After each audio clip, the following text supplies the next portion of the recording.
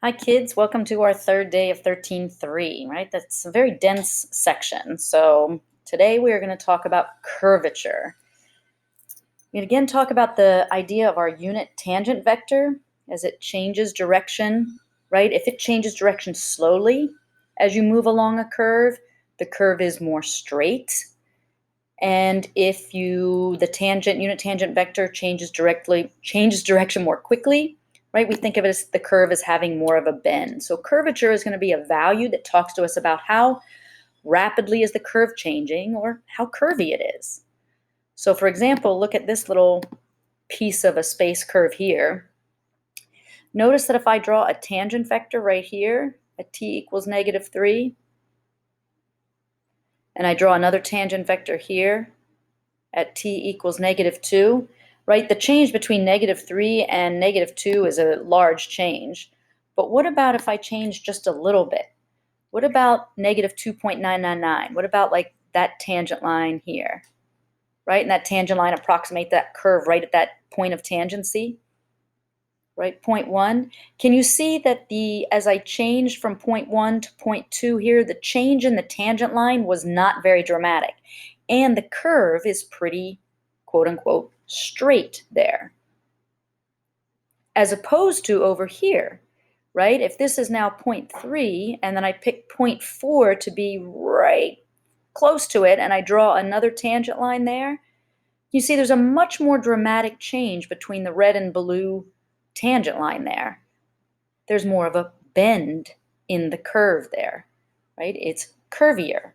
There's more curvature here. More curvature, more bendy. Less curvature, straighter. So we're going to define the curvature at a point as being the reciprocal of a radius and the radius of a best fitting tangent circle. So you have this idea of best fit from way back in Algebra 1 and Algebra 2, right? Given data, right? And statistics even, right? As you get a little bit more sophisticated with your correlation coefficient and all that kind of stuff, right? Fitting a curve to data. And then even think about in calculus with your Taylor series polynomials, right? They're linear first, right? First order linear approximation. Second order is the best quadratic. Third approximation, the best cubic of fit. Well, now we're in 3D space and we're going to talk about a best fitting tangent circle. And this circle has a name. It's called osculating, right? Didn't I tell you in a previous slide or a previous video that osculating is that has a root word, a Latin derivation meaning kiss. Mwah. So look at this curve right here and there's two osculating circles. One of them is much larger than the other. Look at the curvature. Can you see how this best fitting tangent circle, so tangent there at point 1, can you see how the curvature of the circle and the curvature of the space curve match right there, right? It's a curve of best fit. Further, look what if I drew the radius to the center of this circle? It's a large circle, right? So the radius would be larger than this osculating circle. Here's another point of tangency at a different place along the curve. If I am normal, if I go normal to the tangent line, right? The radius is a scalar of your normal, isn't it? To the point of tangency. This radius is smaller. Notice smaller radius, more curvature, right? Curvier. Large radius, less curvy. That's where the whole idea of the reciprocal comes in, right? So the reciprocal of the radius, 1 over the radius of the osculating circle. As your radius gets large,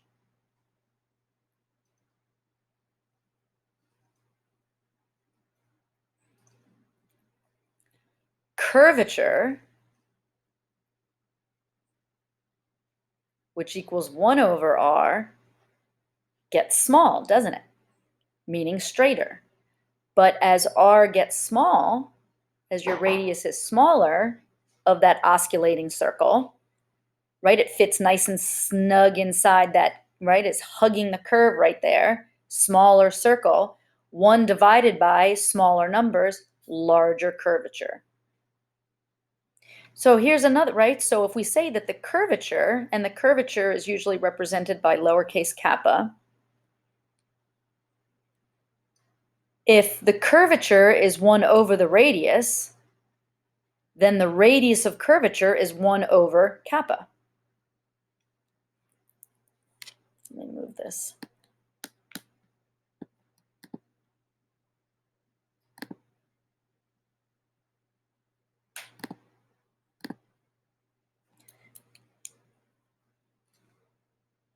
So here again, you can see in our osculating circles, we have our point of tangency.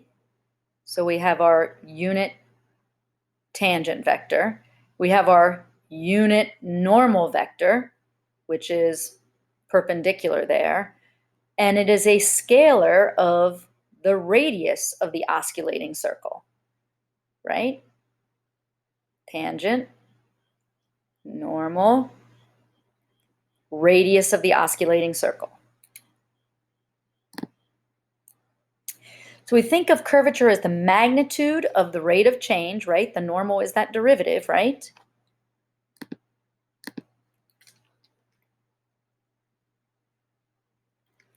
Of the unit tangent vector, but it's with respect to arc length.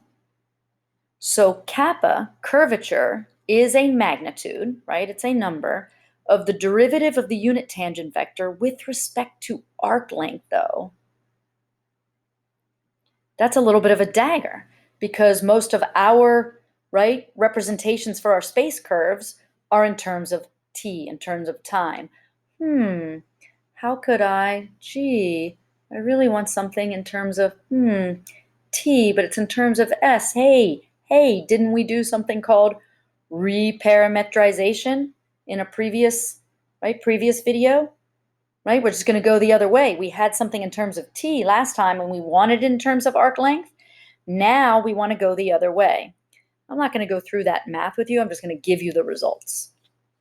So this is a formula for curvature. It's just not used very often, right? So this is one formula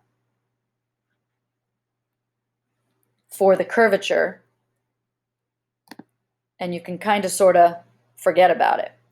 Now I have this really nice video of an osculating circle as it goes around as a curve is traveled.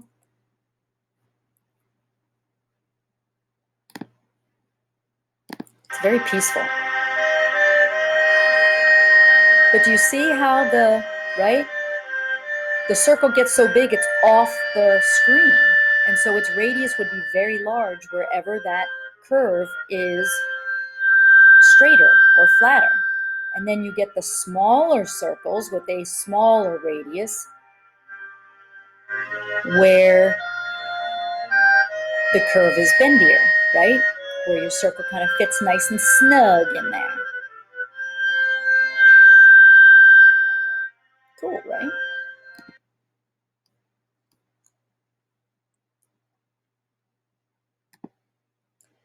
So again, as I said, it isn't common for the unit tangent to be defined in terms of this arc length. So here are the two formulas that are used much more often. This is the first one, and hopefully you can see where it comes from. Right now, remember we had the formula that is not very useful, is the derivative of the tangent vector with respect to arc length. But what is, right, the tangent, that is, right, I can just kind of use, that's the derivative of the tangent vector with respect to t divided by the derivative of the arc length with respect to t. But remember what we found this to be in the previous video, right? And then this is just the derivative of the tangent vector with respect to t, which is t prime, capital T prime. So I'm going to do one example with the first formula. that one. And then there's another formula that involves the cross product, right? So this is r prime, not normalized, r prime and r double prime, right? First derivative, second derivative, just not normalized, and then divided by r prime cubed. Right? And again, just some algebra will get you that. And I'm going to do the second example using that formula.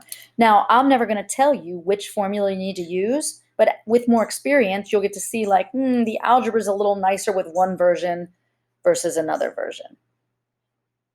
Right? Especially when you think about what is involved in taking the derivative of the tangent vector versus a cross product, right?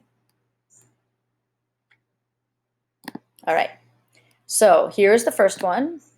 Determine the curvature for t, 3 sine t, and 3 cosine t. Here's a picture of the, oops, I didn't mean all that to come up now, did I? Here's my final answer. And here is a picture of the curve, right? A nice little helix along the x-axis there.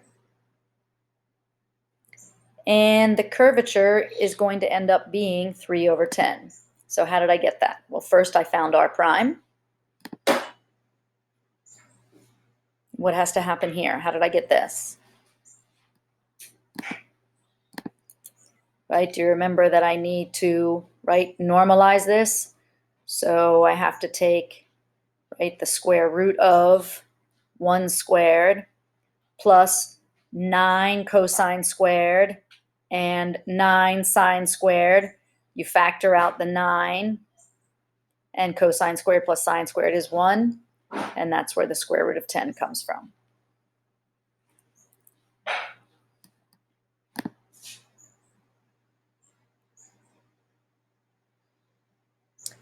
So now I'm taking the derivative of the tangent vector, so of the unit tangent. So what is that?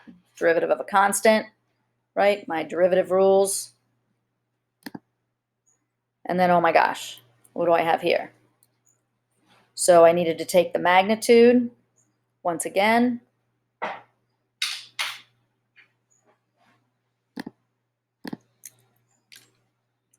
Sorry, I kind of made these things appear in the wrong order. That's what happens up there. And then I'm taking the magnitude of the unit tangent vector, right? 0 squared. Think about again what's going to happen here. Right? You're going to get your sine squared plus cosine squared. Factor out the 9/10 plus 0. So that's 3 over root 10. And then for this formula, I just take the magnitude of t prime over the magnitude of r prime. And I had a nice situation there with root 10s, so I ended up with 3 over 10. 3 over 10 being a small, relatively small number. And what does this tell you? Right? I didn't ask you for the curvature at a point, did I? I asked you for the curvature of this space curve. So what does this say? The curvature, excuse me, is constant. Does that make sense? Right? Look at, can you imagine the osculating circle around here, right? Right? That should make sense with this helix, what it looks like, that the curvature is constant.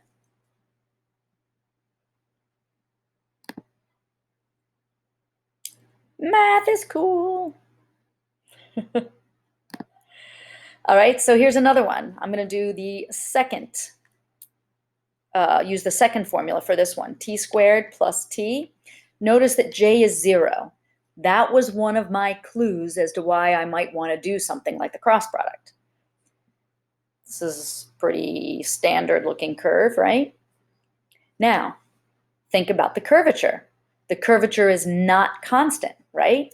The curvature here at this point would be a lot smaller than the curvature at a point over here. So there's me doing the cross product.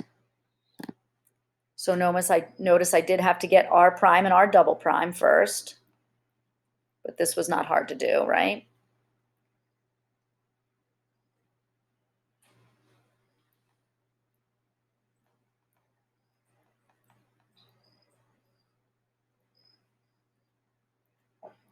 And that's what you see here and here.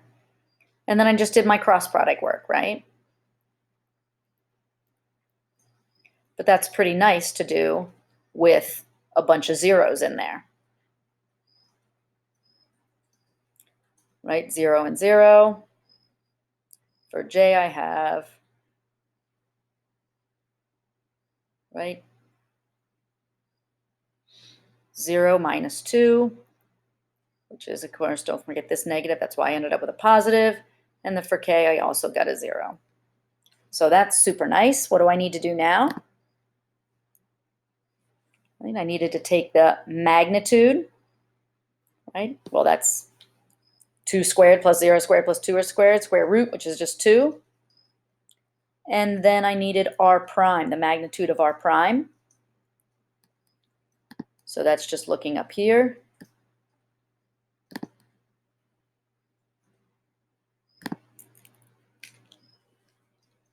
Right, and finding the magnitude of this.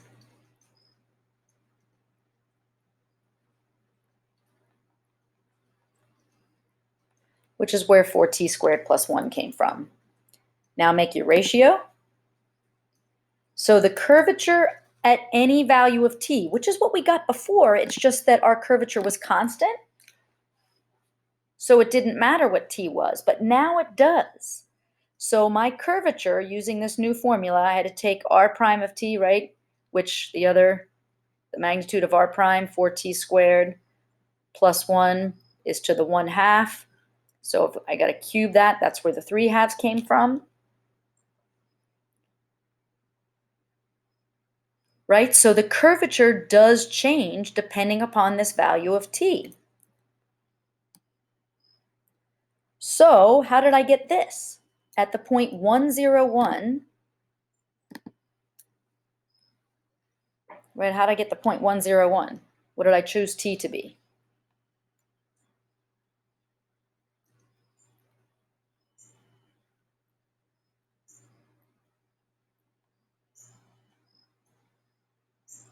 Right? 101, I got the curvature of 0.18. So in for t, I put 1.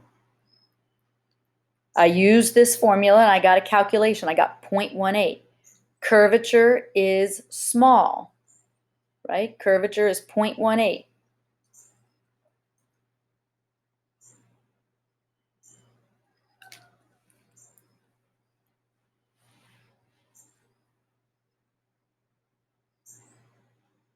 Right? Pretty cool.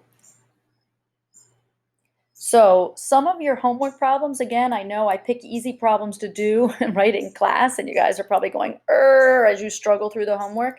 Yes, the homework has some nasty algebra in it, but not too bad. It wasn't as devastating as the night before.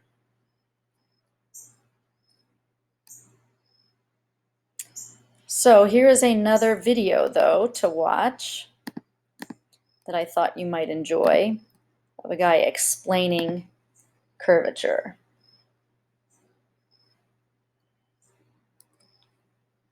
Thought he did a pretty good job.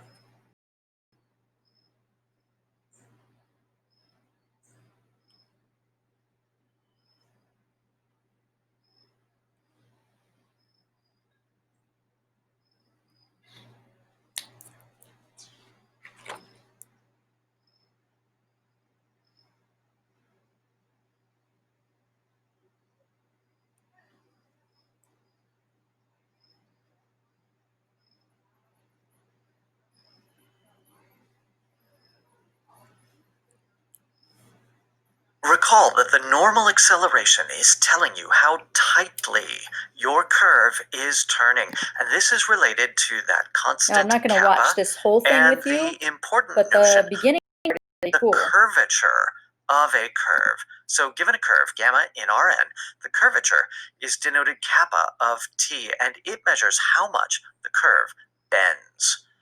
Now, here's a more formal definition. Cool it is the angular rate of change of the unit tangent vector with respect to arc length, L, of the curve. So kappa of t they used can L be defined here as instead of the S. length of the rate of change of the unit tangent vector with respect to arc length, L, Now, normally you don't have an arc length parameterized curve. If you want to compute the derivative with respect to the time parameter, then with a simple application of the chain rule, you can see that what you need to do is divide out by dl dt. Now, what really matters here is the intuition, namely that a curvature that is small means you have a very flat curve. A curvature that is large means you have a much tighter curve. Now, this formula is a fine definition, but it's not so easy to use in practice. But if you're in 3D, you can use the 3D cross product to simplify things and show that the curvature is the length of the velocity cross the acceleration vector divided by the speed cubed. That is the normal component of the acceleration divided by the speed squared. Okay, now all of these formulae, all of these definitions, you don't really need to memorize these. What I really care much more about is the intuition behind curvature. And here's a Right, fun the way to best think fit about it. circle, right? Do you The see unit what he's tangent doing vector is there? telling you something about the best fit line to a curve, whereas the curvature and the unit normal vector are telling you something about the best fit circle to a curve. So this is a little reminiscent of things that we did in Taylor's series with higher order approximations. And a best fit circle is something like a second order approximation to the curve. And that best fit circle has radius equal to the reciprocal of the curvature. This circle is called the osculating circle, and it's pretty cool. It is a circle whose center is the position on the curve r of t plus what? Well, you move in the direction of the normal vector by an amount 1 over kappa of t. That 1 over kappa is the radius Oh, of there's the my kiss. osculating circle, or if you like, the osculating radius. Now, again, don't be intimidated by the formulae associated with Yeah, well, curvature. you do not need the That stuff formula can for get pretty the hairy. osculating What center. I Or the, really care about, what I think is most interesting about curvature, is how it's telling you about second order approximations to a curve. And for this purpose, thinking about visualizing the osculating circle and how it relates to the whoa, that's a tangential little and trippy, normal huh? components of acceleration, how it relates to curvature, that's where the real interesting stuff is happening. That's worth your time and attention. Memorizing formulae for curvature, not so much.